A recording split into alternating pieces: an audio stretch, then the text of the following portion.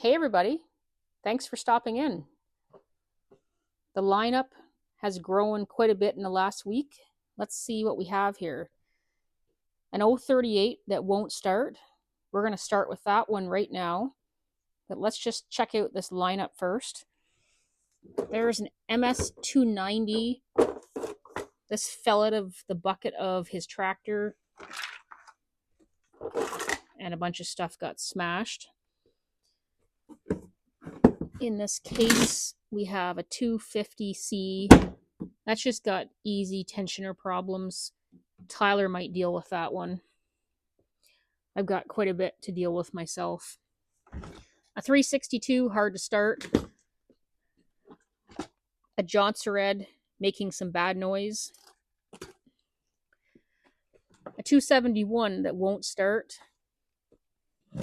A 280 with a running issue. An 036 with a running issue. A 441 with a running issue. A two-man Hornet. I know that so many of you are waiting for this. Tyler and I are planning later this week to start filming part 1 of this. I have every intention to get to it, and I think I'm going to, and then this just keeps coming in. This stuff is quite important. This one has no urgency, but we are going to get to it. And then we have this collection, which has no urgency. That's why I put it back here for when I get caught up. We have a 271, an 041, a 260 that was in a fire, I think, an 011, a couple 261s that won't start. Oh, and let's not forget a Dolmar 7910 that won't start, and a mystery saw. Plus, I've got those 12 tree service saws. I just moved them out to a different room because there's no room in here. So yeah, we've got lots to do. I've got more saws than I do hours in the day. 038 that won't start. Get on my workbench. And then besides all of those saws I just showed you, I've got all these saws. These were all saved. I call this the orphanage. These were saved from scrap, trash, people who said just throw it out, do something with it, get it out of my life. And I would never throw a saw out, so here they sit. I've got saws waiting for rebuild. There's an 024 waiting to be rebuilt. There's a 290 waiting for a rebuild from Halloween night.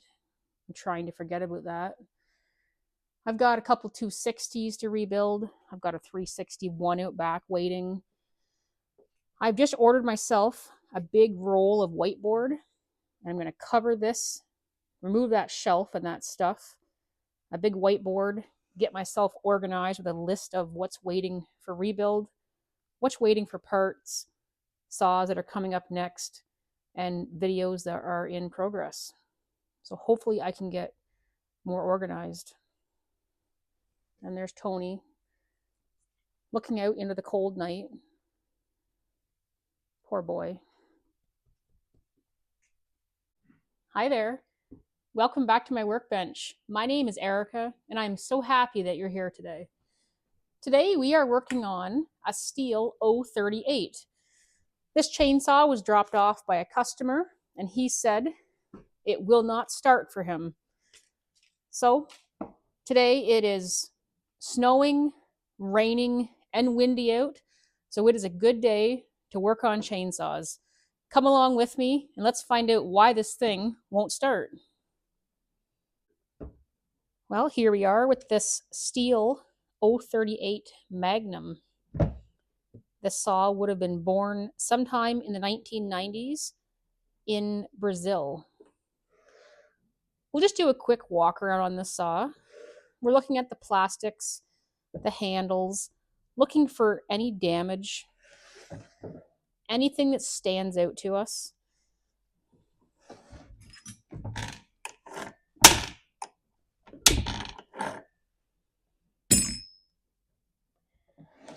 The saw actually looks to be in pretty good condition. The plastics aren't cracked or broken. We're looking at hardware just to see that nothing's missing. The paint looks pretty good, like on the front of that case. And the saw's in pretty good condition. This may not be a very heavy use saw. So the customer says that this saw will not start. So let's just take a peek in that fuel tank. There is lots of fuel in there. From here, it smells okay. It looks kind of on the dark side. Maybe it's mixed a little bit rich. I think that before I dump that out, we should just take it out exactly the way that it came into me and see if it'll start for us. I have had people drop saws off and tell me it won't start, and then I go outside and start it. That doesn't always happen, but it does happen sometimes. So I think that's what we'll do right now. So I will meet you outside.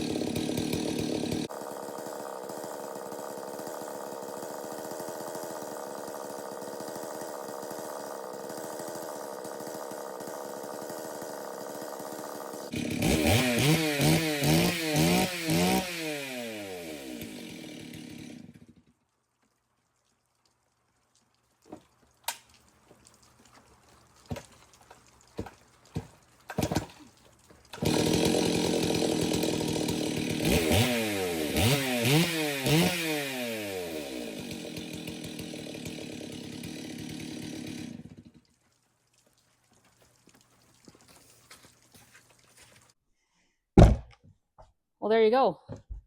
This 038 starts and runs. That is miserable out there. It's raining, it's snowing, it's cold.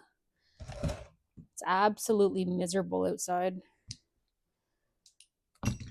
So he couldn't get this started, but I just started it.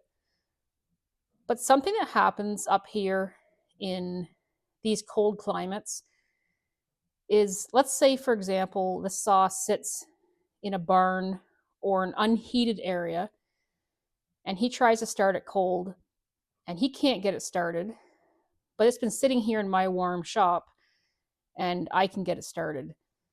If that fuel has any water in it, that could be causing him a problem. So let's dump that fuel out and take a look at it. The saw is smoking a bit. The fuel looks very dark colored to me. So let's just get it out of there and have a look. Got a clean cup.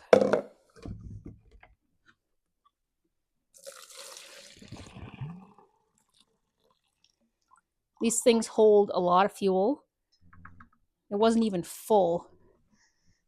And you can see how much fuel was in it.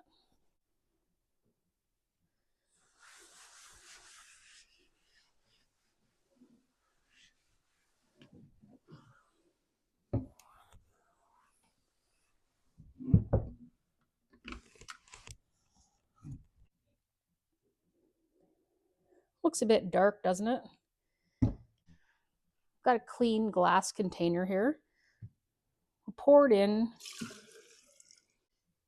There's a little bit of dirt left in there.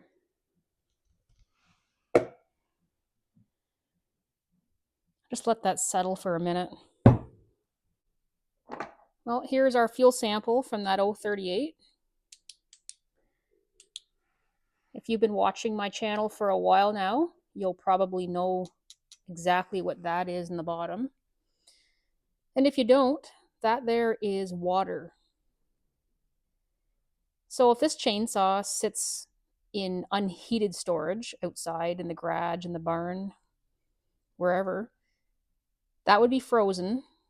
It's possible the fuel filter is just sitting in a frozen block of ice and it wouldn't start for him. And then it comes here and sits in the heated shop and thaws out, and the saw will start. But that's not good. You do not want to run watery fuel through your chainsaw. That's a recipe for disaster. Good morning. It's the next day here. So we have water in the fuel problem. We discovered that when we dumped the fuel out of this. So I think we should peel back a couple layers here. Air filter, spark plug. Let's take a look down in the engine. And I should pull that carburetor off and have a look inside of it. Oftentimes when you find water in the fuel system, you can find evidence of water in the carb. There's a little screen in there I should look into. In my hand here, I have some diaphragms that I took out of a carburetor a couple weeks ago, and that was the same thing, fuel or water in the fuel, water in the carb. And you can see the condition that these came out in. So that's not good. So we're not going to stop here. We're going to go a little bit further and just make sure that everything is okay with this before we send it on its way.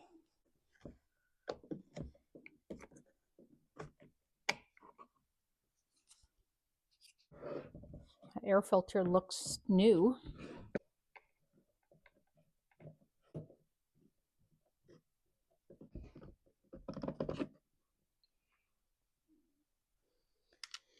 And again, this is one of those air filters that has the choke built into it. You'll see this on a lot of these older saws that I have on the bench. The 026, which we just did a video on. I just had a gentleman come in looking for an air filter for an 038, which he was surprised that I did have it in stock here. I think he bought an 038 and it had an aftermarket air filter on it, and the saw won't start. And he's been doing a little bit of diagnostics himself, and he's discovered that the air filter, this mechanism, is not working properly on his aftermarket air filter. So I sold him an OEM filter yesterday, and hopefully that solves his problem.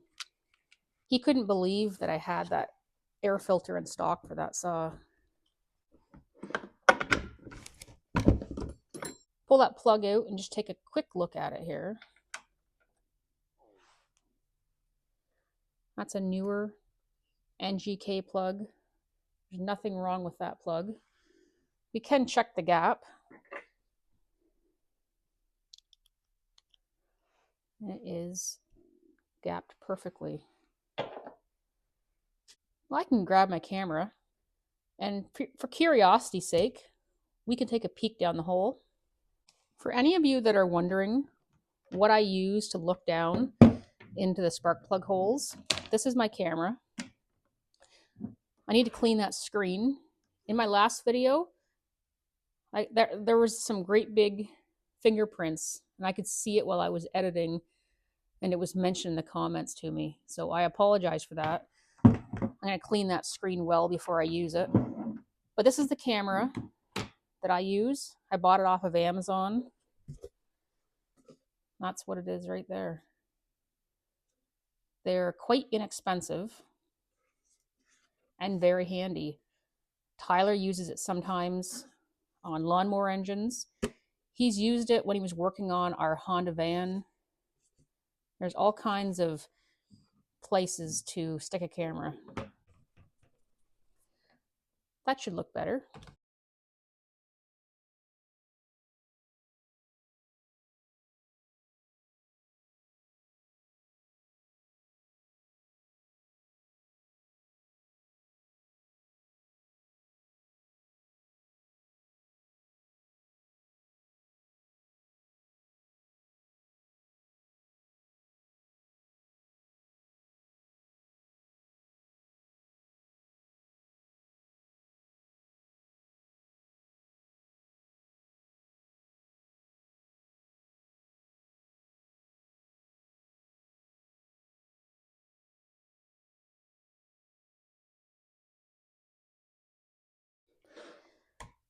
Well, for a 30 or 35-year-old chainsaw, this thing looks pretty good down in there. Like I said earlier, I don't think this saw has a lot of use on it. It doesn't look like it's heavy use physically. Let's do a quick compression test. Got my Echo compression tester.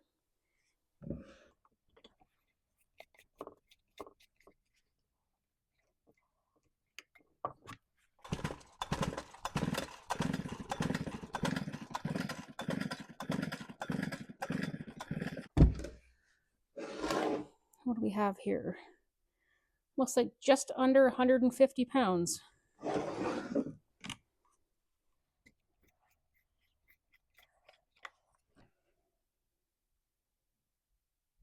Put our spark plug back in.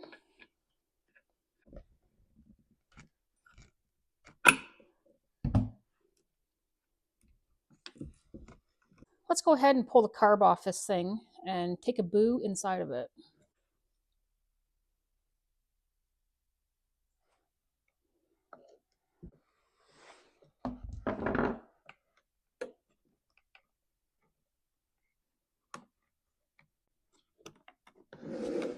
Okay, so fuel line is off. Throttle linkage is unhooked from the carburetor. I guess I could take those two nuts off and it might slide off easier. Not enough coffee this morning. Might be time for an espresso.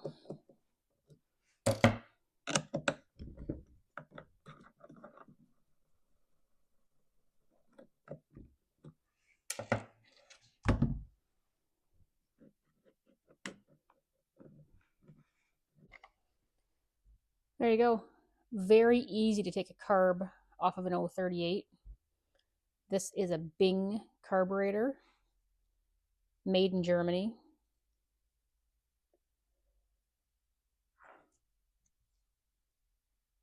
Looks to me like somebody's probably been into this thing before. You see little tool marks on it. So I'm not the first to be here. Let's open this carb up. Today we'll use the carb stand that Joe bought for me and sent to me, and the greasy shop rag, that's Scott. He sells these on his eBay store. Super, super handy. They have a magnet on the back. You've probably seen Scott using these on his channel as well. One of my favorite tools of all time.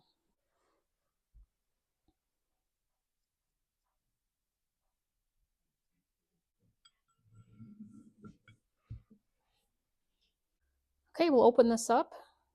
It's always a good habit before you use a tool on a carb, just to make sure that your tools are clean.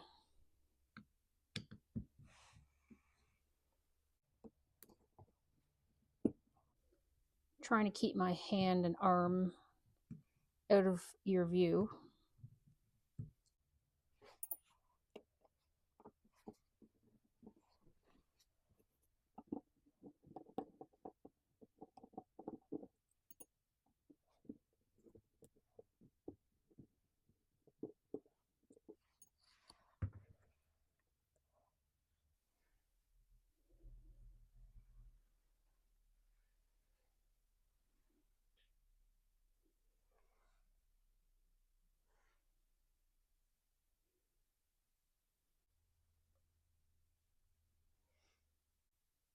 It's a little bit of dirt.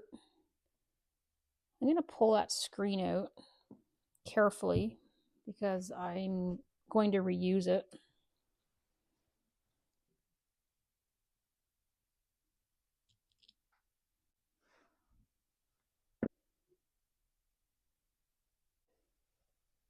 Screen looks pretty clean.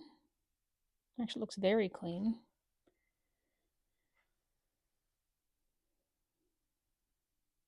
Well, let's open the other side up.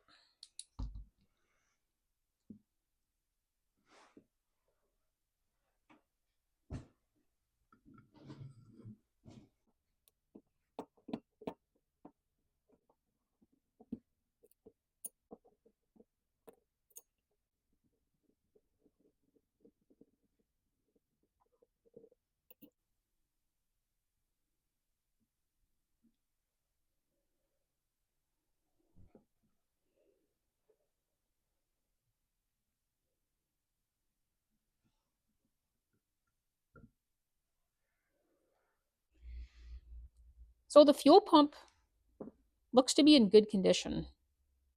It's flat. I like the looks of that. Now this metering diaphragm has a couple little wrinkles in it. I'm not sure about this. What I'm going to do is I'm going to peel this off of here,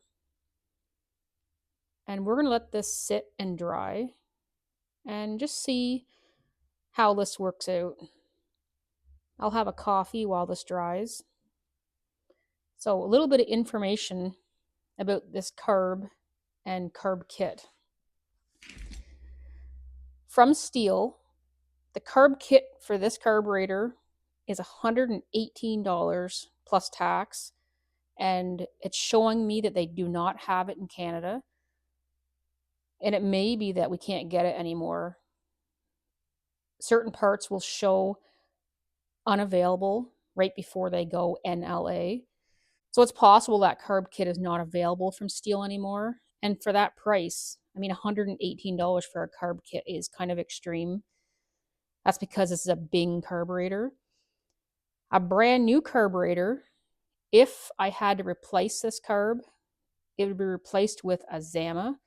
And that carb from Stihl is $184 plus 13% tax here in Ontario, Canada.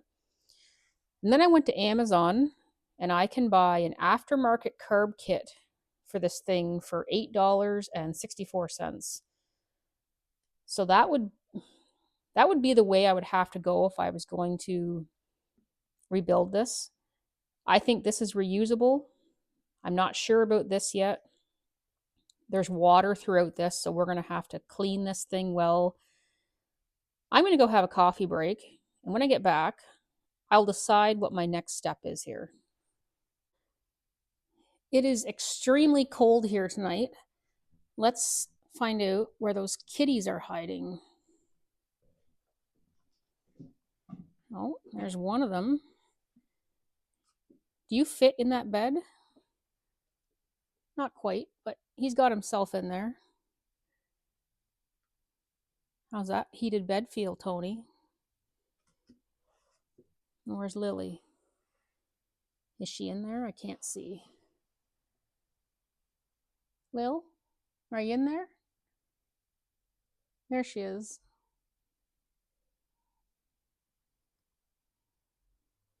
She's up in the high-rise condo, and he's in the mid-rise condo.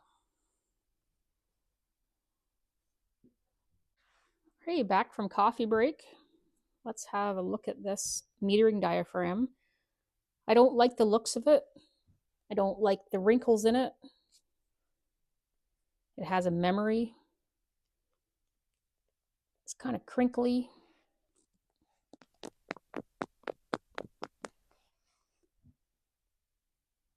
I don't really want to reuse this.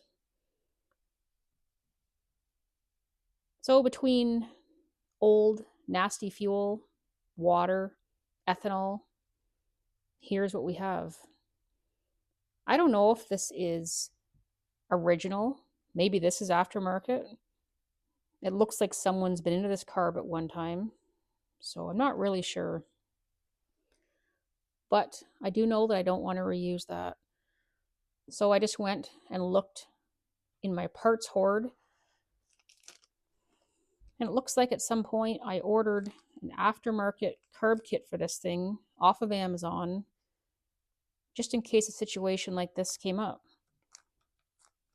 I hope the quality is as good as the price. $8.64 now. I probably paid less for that when I ordered it. So I am going to use the original carb screen. All I'm going to replace is the gaskets and diaphragms. That's it. So I'm going to clean this thing and get it put back together. Behind that plate there is a gasket. Let's pull that plate off and take a look at it.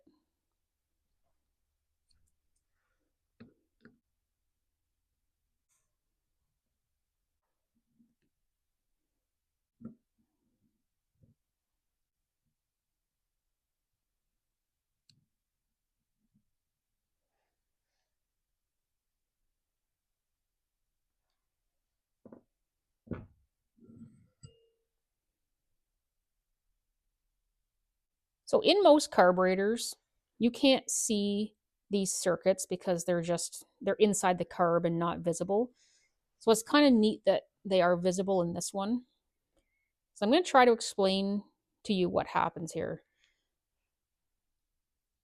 So your metering diaphragm was on here like this. This pushes down on your metering lever like that, which allows fuel to enter this chamber. Okay, so that's open. The needle is pulled out of the seat. Fuel's entering the chamber. This is your high-speed circuit. This is your low-speed circuit. So the fuel would enter there and come back out that hole right there. And the rate that it comes out of that hole depends on how you have, what you have this adjusted to. So the more you have this low speed turned out, the more fuel that would enter your low speed circuit. There's 3 little holes in the low speed circuit. 1, 2, 3. That little hole down at the end there by my pointer. If your saw's sitting there idling, that's where your fuel is being fed from. You pull the trigger and you start getting a feed of fuel through these, and then eventually the high speed circuit takes over. So those are transitional holes, those 2 there, because you can't just go from idle to high speed. You know when you pull the trigger. So as you pull the trigger, these would help feed fuel until the high speed takes over. I hope that made sense what I just said. Technically, those 3 holes there are called the idle, intermediate, and air bleed orifices. Sometimes I don't use the proper technical words because when I'm working on saws, I'm not usually talking, but I'm trying to get used to talking. If you want a really good book on small engines, this is off of Amazon. And actually, one of my viewers sent me an email and he was talking about this book. And I said, you know what? I have that book. I just went and dug out a box of old books that we have here. And just for fun, I might put this on my nightstand and start reading again tonight. So if you want a really good book by Paul Dempsey, you can buy that on Amazon. I have more books. Do you want to see them? I can go grab them and we can resume this after we look at books. If you don't want to look at books, then just skip ahead. Here's a chainsaw book I have. Covers models through 1998. There's some decent information in here on older stuff. Most brands are in here. Makita, Johnson, Husqvarna, Homelight.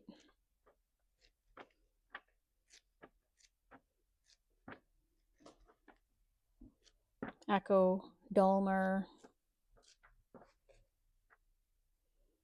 John Deere.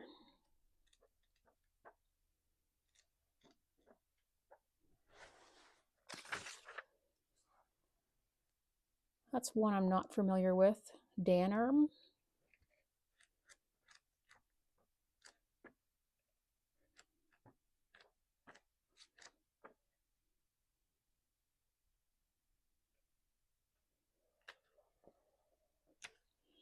Not sure where I even got this book from. Somebody might have given it to me, or I don't know. Got lots of books too that aren't just about chainsaws, but just small engines. This, I think we had to buy this from Briggs and Stratton one year for training. And I think we paid far too much for it.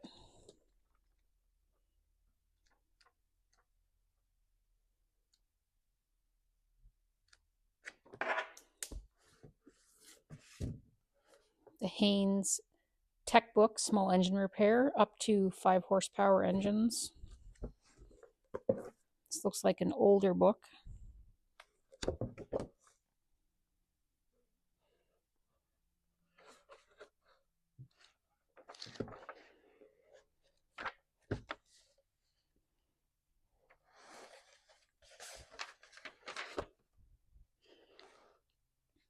$19.90.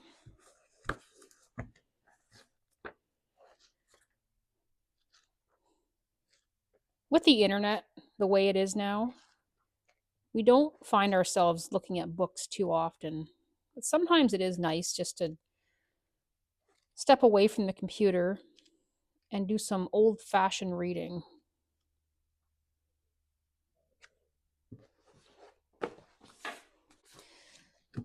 Oh, a stack of generator books. I bet you James Condon has some of these.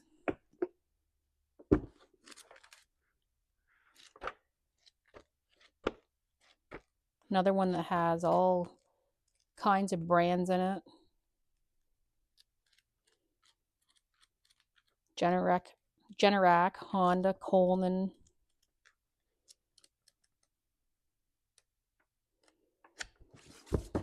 And then Generac sent us all of these one time.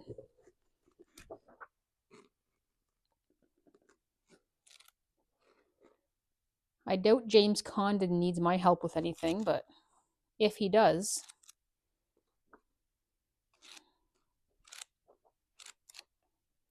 I'm sure most of this information's on the internet.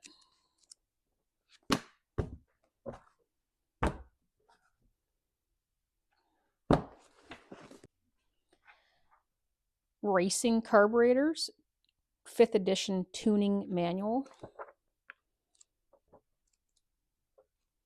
I wonder why we have this. Probably something to do with racing lawnmowers.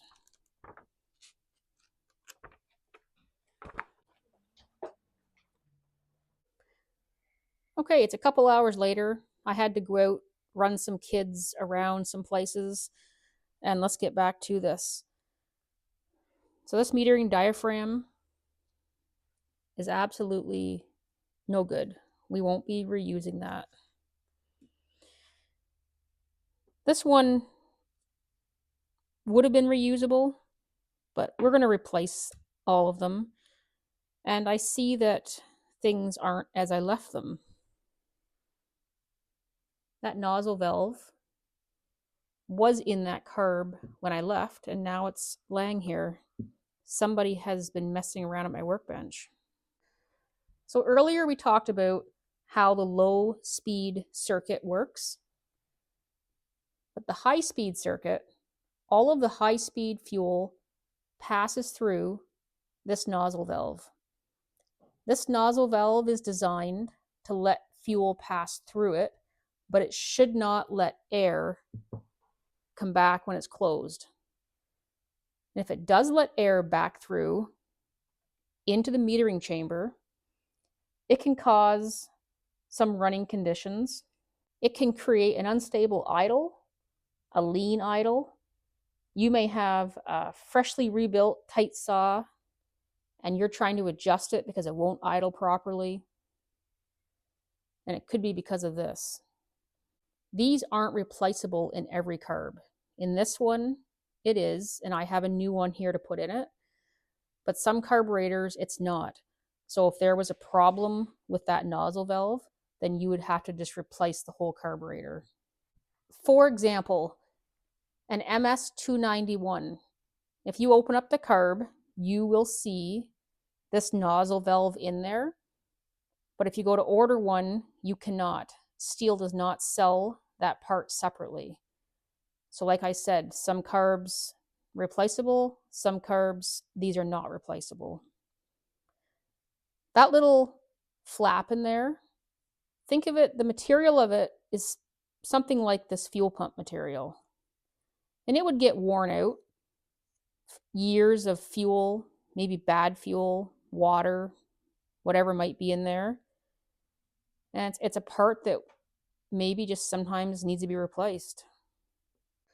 I'm going to show you a quick and easy test here that we're going to do on this. So I've got my pressure vac tester here beside me with this fitting on it. So there is the end that sticks up into the metering chamber. So on the other end of it, you got to have a hose that fits this tight and perfectly. So I'm going to push that down in there. I should be able to pull vacuum through this, but then if I put pressure to it, it should hold pressure. It shouldn't allow air to pass back through. Okay, so let me just get this out of the way a little bit. Okay, so I got my pressure vac tester. I'm on vacuum.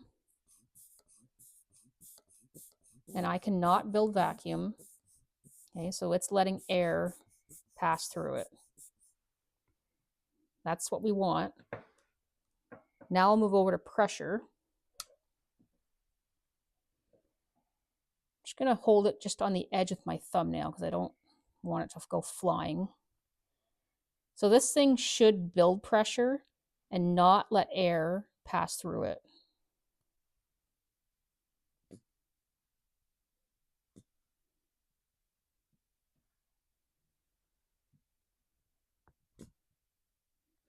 You probably can't hear it, but I can hear it coming out. I'll put you near my mic and see if you can hear that. It's leaking. It should not allow air to go back through it.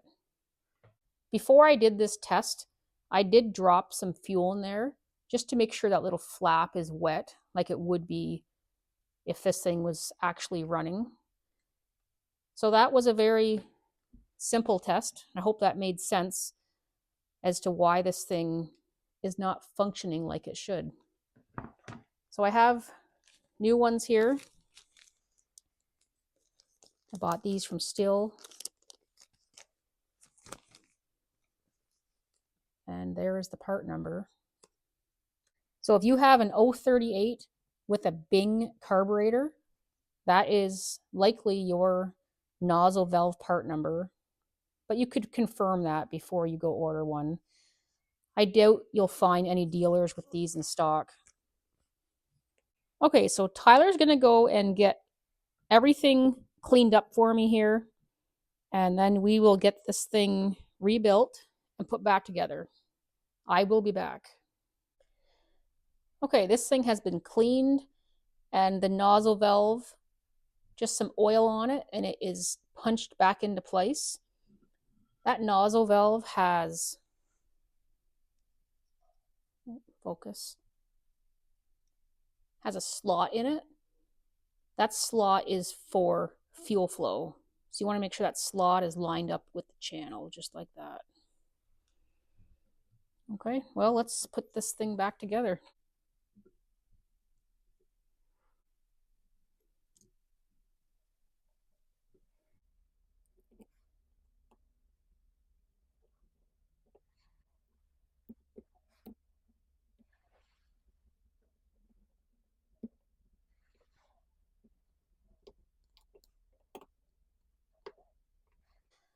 So on these Bing carburetors, that metering lever is plastic.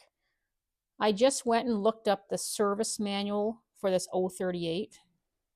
In the manual, they call this an inlet control lever. So I was looking for information on where this should be set and how do you adjust it if you need to, because it's plastic. And it said that you use a straight edge. So I've got this tool. So if I just use that straight edge and I check the height of that, it's perfect. If it wasn't, you can't bend it or adjust it because it's plastic, so it recommends to put a new one in it. But I can't get a new OEM one, so I'd be putting a new aftermarket in it. Not really a fan, but I think that one's fine. Does anybody have any experience or have any problems with those? Like, do they deform from gasoline? Or if you know anything about these, I'd be very interested to know. Just leave it in the comments. Okay, so we're going to go with that. Looks perfect. Let's continue on.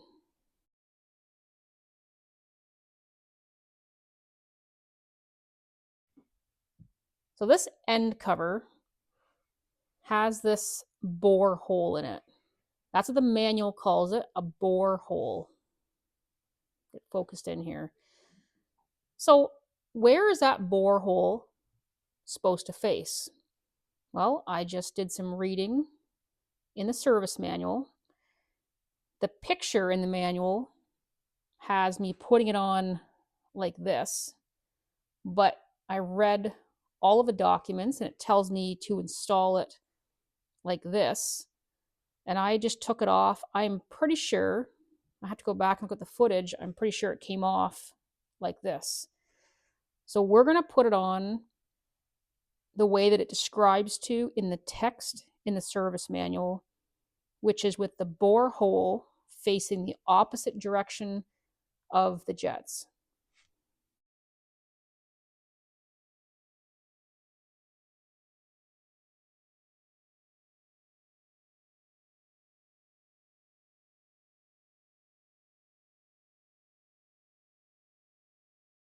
So either the pictures are wrong or the text is wrong. I don't know which, but this manual was probably wrote in the 70s. I'm going to call Germany on Monday and get to the bottom of this.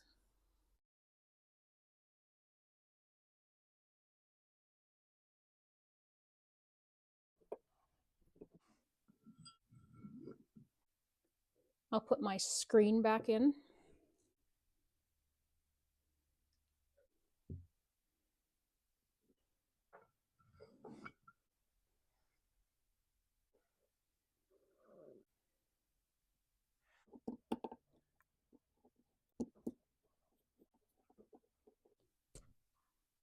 Let's check the jets on this, our high jet and our low jet, and just see what they're set to.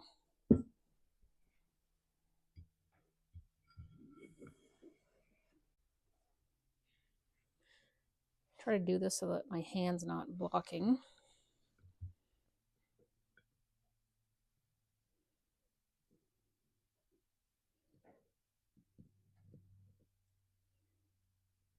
There's a turn and a quarter. So I'll put it back to where I found it.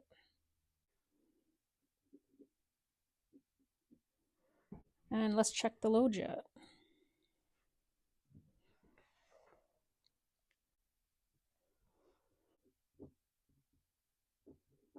Okay, so both jets are at a turn and a quarter. And if this thing needs adjustment later, we can adjust it. So something I didn't do was pressure vac test this saw. I don't believe this saw has an air leak, but I've already got the carb off, and I can just loosen the muffler and just slip a rubber in behind it and do a quick pressure vac test. I don't think we have any problem, but let's just take 2 minutes and do it, and then we'll get this thing back together. Normally you would do that before you did this, but we're working backwards tonight. I could edit this to make it look like I did this the other way around, but I'm not gonna. I'm just gonna show you exactly how this goes. Let me just get that out of the way. A couple T27s and a flathead over there. Don't worry, this won't take very long.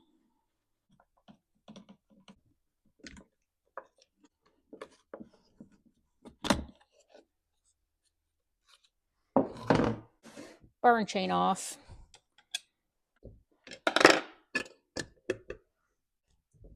I've got the muffler just loosened, and I'm going to slip this rubber in behind it.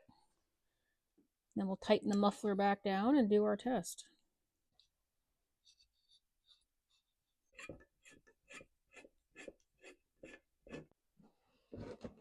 Okay, the exhaust is sealed off. Install my intake block. This will block the intake and the impulse.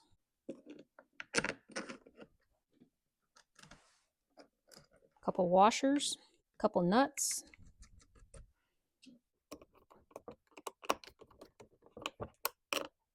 Okay, we're all blocked off.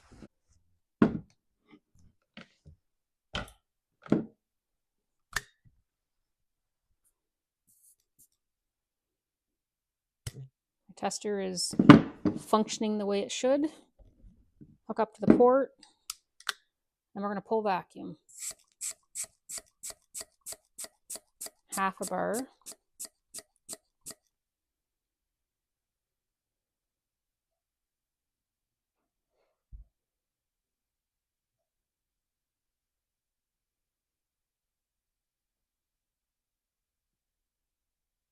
Vacuum looks good. Let's go to pressure.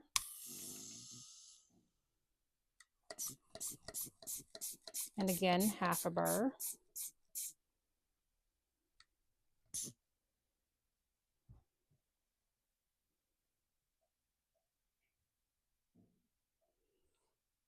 Perfection.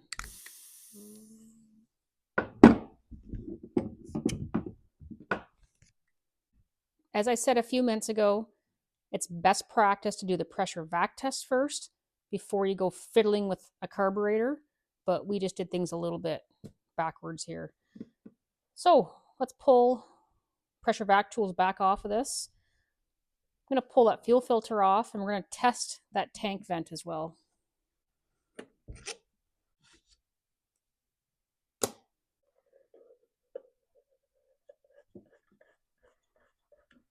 That front casing looks to be aftermarket. The back part of it looks original. That front part doesn't. And it's missing the tab. See right there, there would have been a tab and a screw.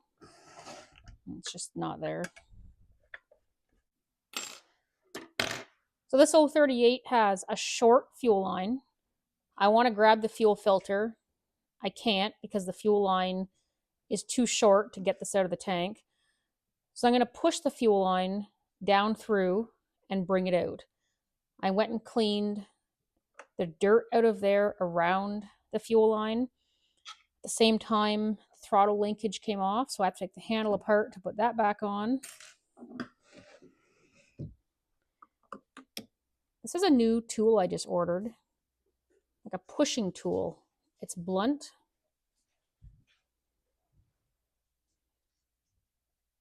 Brand new, first time using it.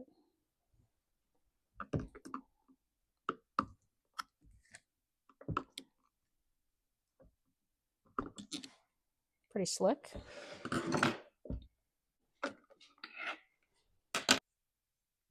So that fuel line is shrunk. It doesn't grip the fuel filter very well. It's probably original. It's just old. I mean, I don't know if it's original, but it's shrunk, it's sloppy, and I'm not going to reuse it. I'm going to put a new one in it, and the new one, he'll be able to get to that fuel filter for service. He won't have to pull this out. So there's the part number for the new fuel line I'm going to put in. These aren't expensive, and he will appreciate this. So there's what the new one looks like. You'll see the difference in length here between the old one and the new one.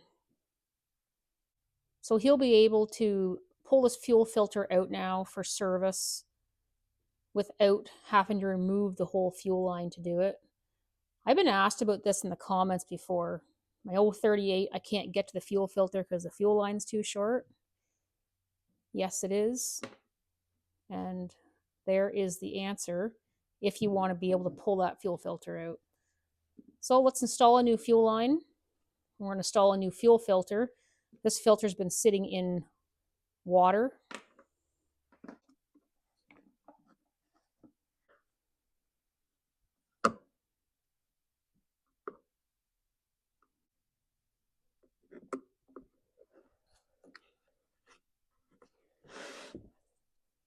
That tool worked pretty good.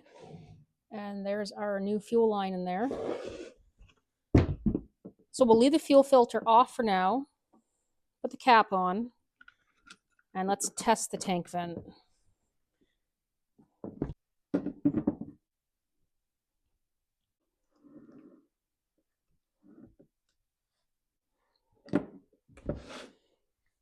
Okay, we're going to pull vacuum, and we shouldn't be able to build vacuum if the tank vent is working properly.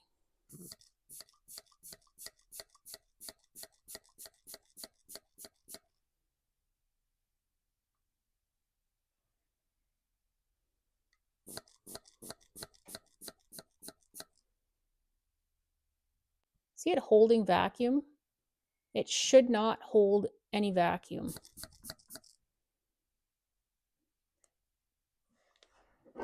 So watch this. I'm going to grab it. There you go. Need a tank vent too. So here is our new tank vent. And there is the part number. These tank vents were used on several of these older saws, 028, 038, and a bunch of other ones. They're not expensive.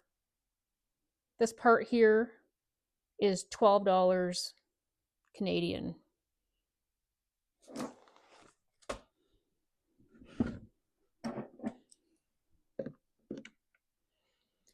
Okay, so there's the old one.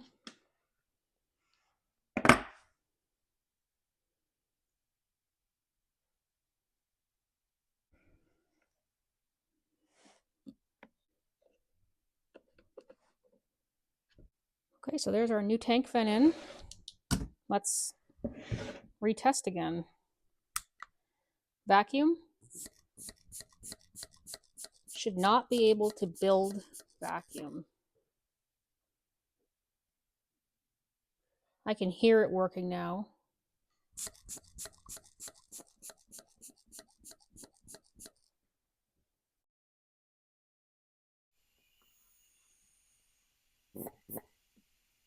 tank vent is now working.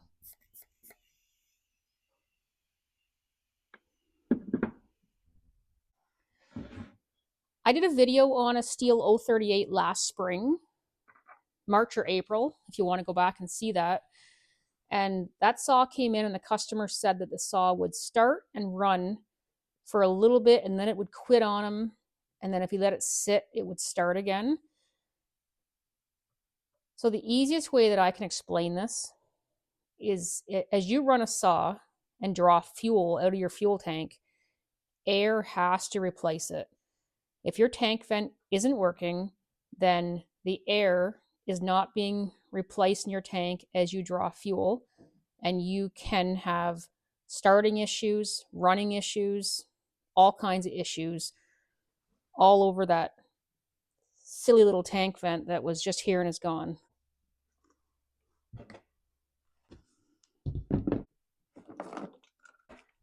Okay, so let's go ahead and put a new fuel filter on this.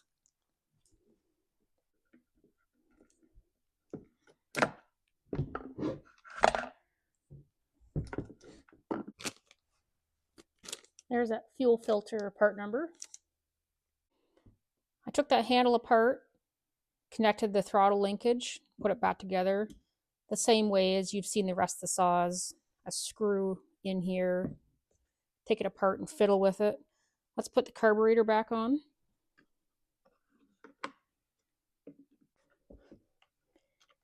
And our throttle linkage is hooked back up. Hook our fuel line up.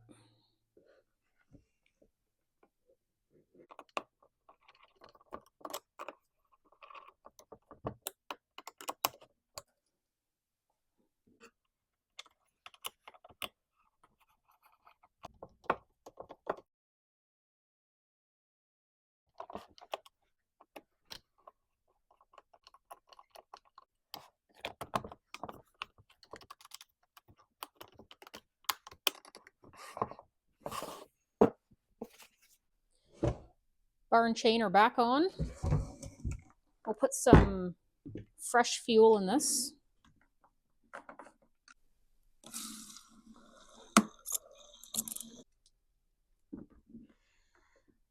I just mixed up a fresh batch of fuel. I'm going to try something new for oil. We've got some Echo Red Armor. I read a lot of good stuff about this. There's all kinds of videos about this.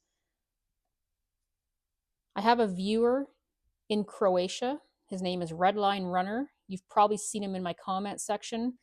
He has followed me from the beginning of my YouTube journey. He's here every single video in the comment section cheering me on. And he recommended this to be an excellent oil. So we're going to give it a try. Thank you, Redline Runner. So this has our new fuel mix in it. Let's take this 038 outside. Make sure it runs. Make sure it cuts. Tyler, you got your safety pants on? Let's go.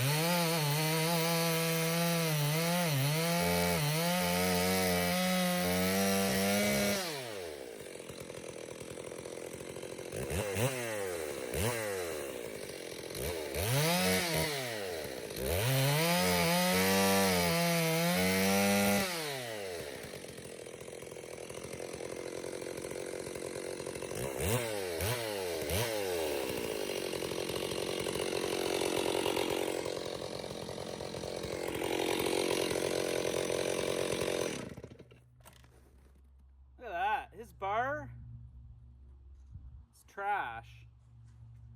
Chain just moves like this. It just cut like that. Just went right crooked. The customer's bar is completely worn out. Tyler tried to make a cut with it, and it wouldn't cut through. It was just kind of cutting on a curve. So we're throwing one of our test bars and chains on it. His chain's pretty well worn out too. There's not much left of it. So we'll see how it cuts with ours on it. That's an old chain.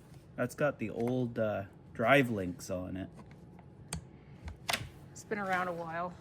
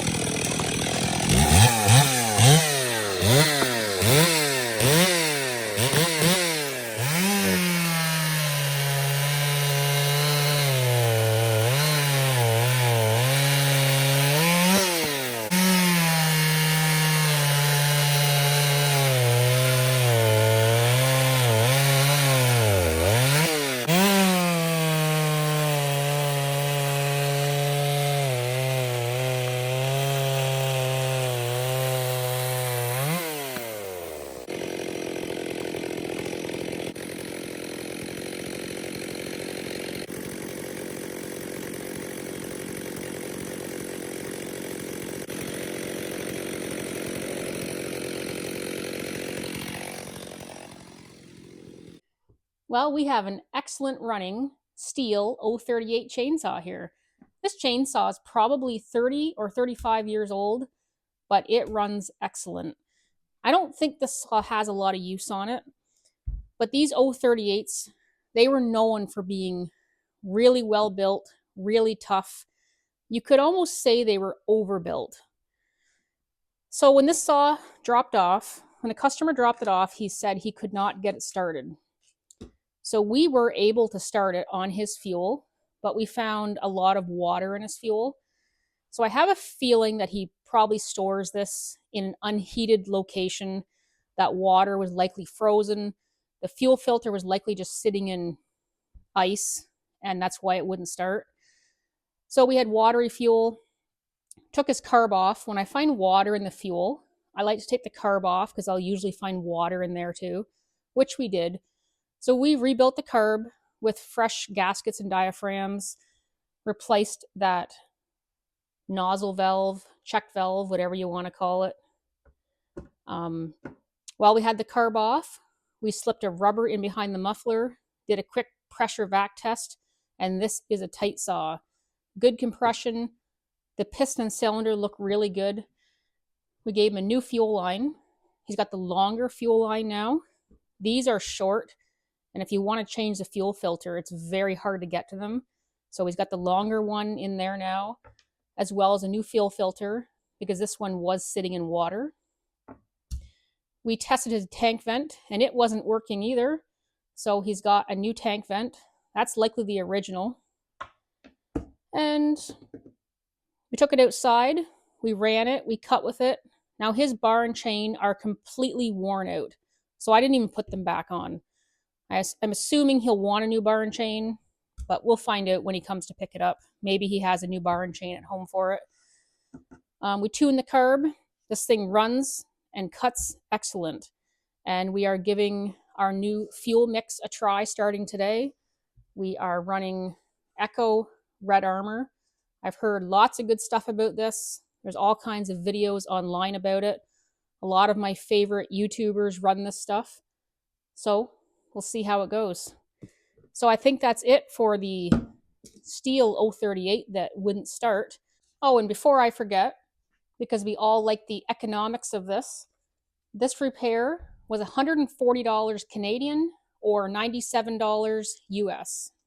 Tyler and I are off to tag team a couple chainsaws. He's going to work on a Johnson Red that's making a bad noise, and I'm going to grab the next Stihl in lineup. I already have a fresh coffee, and I should be good to go. If you haven't subscribed yet, when we hit 25,000 subscribers, we are giving that Echo chainsaw away, and we will ship it free anywhere in the world. Thank you so much for watching, and I'll see you in the next video.